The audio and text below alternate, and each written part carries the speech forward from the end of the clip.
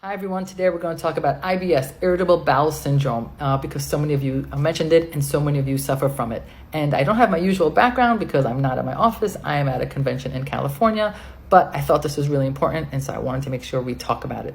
So IBS, I'm going to say something very controversial here, surprise, surprise, but IBS is not an acceptable diagnosis. IBS is what happens when you go to your GI and you say, hey, I'm bloated, I have diarrhea, I have constipation, my stomach is always in pain. And then your GI does the endoscopy, does the colonoscopy, does some other tests, and then says, hey, there's nothing wrong with you. I have no idea why your belly hurts. We're going to call it IBS. So the good news is that hopefully that GI did everything right and did all these tests. And so there's nothing really wrong with you.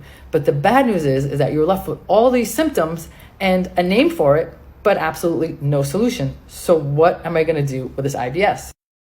IBS is your belly telling you it is not happy with something it's exposed to. For some people, it's dairy. For some people, it's gluten. For some people, it's a little bit more complicated than that. And to figure out exactly what's triggering you, you could do an elimination diet or find a functional medicine provider near you or work with us. But it is critical that you find out what is triggering your IBS, because IBS doesn't just end in the stomach. You might feel it in the stomach, but when your belly is angry, it's going to make the whole system angry. So if you have a skin issue like psoriasis, it will get worse. If you have joint issues, the joints will hurt more. If you have an autoimmune issue, your autoimmune will flare up. If you have brain fog, it'll get worse. So IBS is not just about the belly, it's about the whole system. So it's important that you find a trigger and remove that trigger so that you fix not only the belly, but the whole body. I hope this helps. I'll talk to you soon.